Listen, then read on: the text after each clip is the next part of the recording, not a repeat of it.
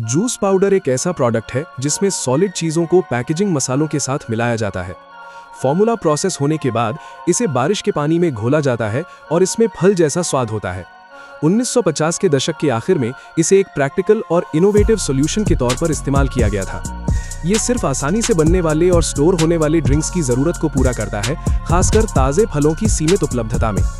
लेकिन क्या आपने कभी सोचा है कि ये रंगीन पाउडर कैसे बनता है और ये छोटा सा पैकेट स्वादिष्ट जूस कैसे बन जाता है? आज के वीडियो में हम धीरे धीरे जूस पाउडर बनाने की प्रोसेस को समझेंगे। ये कैसे एक ग्लोबल फिनोमेना बन गया और यहाँ तक कि स्पेस में भी पहुँच गया। कृपया आखिर तक ध्यान से देखें। ये सब 1950 के दशक के आखिर में शुरू हुआ। एक अमेरिकन फूड कंपनी द्वारा बनाया गया जूस पाउडर एक क्रांतिकारी सॉल्यूशन होने का वादा करता था।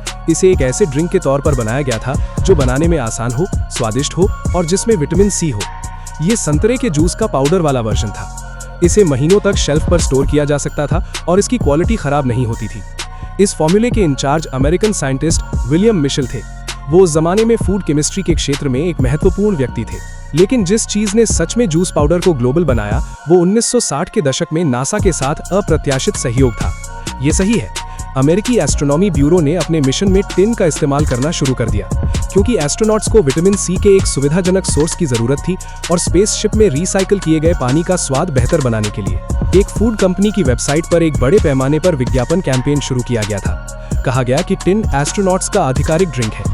इस कनेक्शन ने प्रोडक्ट को टेक्नोलॉजी और मॉडर्निटी का प्रतीक बना दिया और इसकी लोकप्रियता को बढ़ाया। क्लाइमैक्स तब आया जब पृथ्वी की ऑर्बिट के चारों ओर उड़ान भरने वाले पहले अमेरिकी जॉन कॉलिंस की स्पेस में टिन पीते हुए तस्वीर खींची गई। ये प्रोडक्ट तेजी से एक नेशनल ट्रेंड बन गया।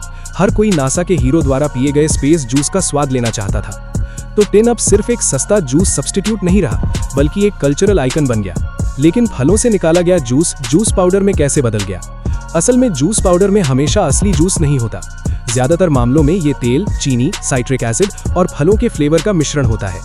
कुछ ही ब्रांड फॉर्मूले में थोड़ी मात्रा में डिहाइड्रेटेड जूस का इस्तेमाल करते हैं, आमतौर पर 1 से 3% के बीच। डिहाइड्रेटेड जूस बनाने के लिए इंडस्ट्री में आमतौर पर लिक्विड को पाउडर में बदलने के 2 मुख्य तरीके होते हैं, स्प्रे ड्राइंग और फ्रीज ड्राइंग। ये सारा प्रोसेस बाग के फलों से किया जाता है। हाई क्वालिटी जूस पाउडर पक्का करने के लिए सिर्फ सबसे अच्छे फल चुने जाते हैं। आर्टिफिशियल मसालों के मामले में इसे एक्सट्रैक्ट और सिंथेटिक मसालों का इस्तेमाल करके स्टैंडर्डाइज किया जा सकता है। लेकिन हाई क्वालिटी वर्जन में अभी भी असली फल को प्राथमिकता दी जाती है, भले ही उसकी मात्रा बहुत कम हो। फल प्रोसेसिंग प्लांट में आने के बाद उन्हें पीने के पानी से धोया जाता है।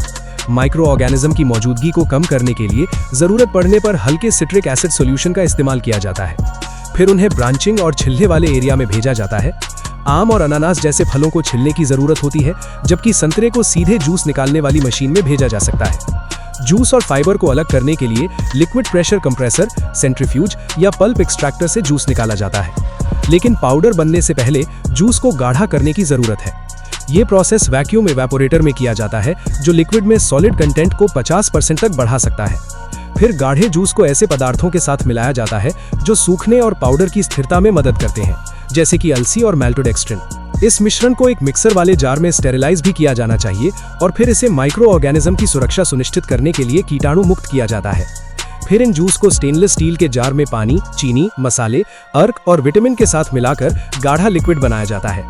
यही जूस पाउडर का आधार है। सूखने की प्रक्रिया के दौरान गाढ़े लिक्विड को जूसर में भेजा जाता है और नोजल के जरिए हजारों छोटी छोटी पानी की बूंदें स्प्रे की जाती हैं।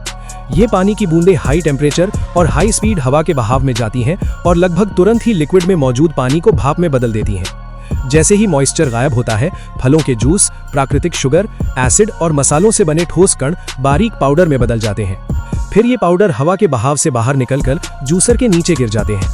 फिर जूस पाउडर को इकट्ठा किया जाता है, ठंडा किया जाता है और पैक किया जाता है। ये तेज और नियंत्रित प्रक्रिया ये सुनिश्चित करती है कि पाउडर समान रूप से वितरित हो, स्थिर हो और पानी में आसानी से घुल जाए। स्प्रे ड्राइंग इंडस्ट्री में लिक्विड को पाउडर में बदलने का मुख्य तरीका है, क्योंकि ये तेज है, कम लागत वाला है और कुछ प्राकृतिक सुगंध को बनाए रख सकता है। एक और तरीका है फ्रीज ड्राइंग।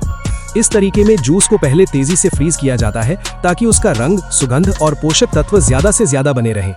फिर फ्रीज किए गए पदार्थ को वैक्यूम चेंबर में रखा जाता है और इस प्रक्रिया का मुख्य कदम इसे चिकना बनाना है।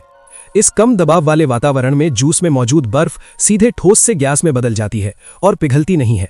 बचे हुए उत्पाद सूखे और स्थिर होते हैं। आखिर में बचा हुआ बारीक, कई छेद वाला और बहुत ज्यादा गाढ़ा पाउडर ज्यादा फलों का असली स्वाद और सुगंध बनाए रख सकता है। ये एक धीमा और महंगा तरीका है, लेकिन माना जाता है कि ये जूस के प्राकृतिक स्वरूप के प्रति सबसे ज्यादा वफादार है। अंतिम चरण में सभी सूखी सामग्री को एक इंडस्ट्रियल मिक्सर में इकट्ठा किया जाता है। डिहाइड्रेटेड जूस पाउडर को स्टेबलाइजिंग एजेंट, कलरिंग एजेंट और पैकेजिंग मसाले के साथ मिलाकर हर ड्रिंक को उसका अनोखा स्वाद दिया जाता है। ये मिक्सर एक घूमते हुए उपकरण का उपयोग करके प्रोडक्ट को लगातार हिलाते रहते हैं ताकि ये सुनिश्चित करना आसान हो कि हर दाना समान रूप से वितरित हो।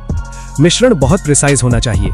सामग्री में किसी भी बदलाव से रंग, स्वाद और पानी में प्रोडक्ट के घुलने पर भी असर पड़ सकता है। जब मिश्रण पूरी तरह से एक जैसा हो जाता है तो पाउडर को गांठें हटाने और कणों का साइज एक जैसा रखने के लिए छलनी सिस्टम में डाला जाता है। ये सब होने के बाद ही जूस पाउडर को पैकेजिंग लिंक पर भेजा जाएगा। सही माप के बाद इसे खुशबू, नमी और बाहरी प्रदूषण से बचाने के लिए पूरी तरह से बंद पैकेजिंग बैग में सील कर दिया जाता है। इस तरह लाखों टन जूस पाउडर बनता है। अगर आपको ये वीडियो पसंद आया तो कृपया इसे लाइक करें और अपने दोस्तों के साथ शेयर करें। हमें ये बताएं कि आप कहां से देख रहे हैं और आपको ये एपिसोड कैसा लगा। हमारे चैनल को सब्सक्राइब करें और नोटिफिकेशन बेल चालू करें ताकि जब भी हम नया कंटेंट पब्लिश करें तो आपको नोटिफिकेशन मिल जाए। मेरे साथ ये पल बिताने के लिए धन्यवाद। अगर आप सीखना जारी रखना चाहते हैं तो कृपया स्क्रीन पर दिखाए गए रिकमेंडेड वीडियो पर क्लिक करें।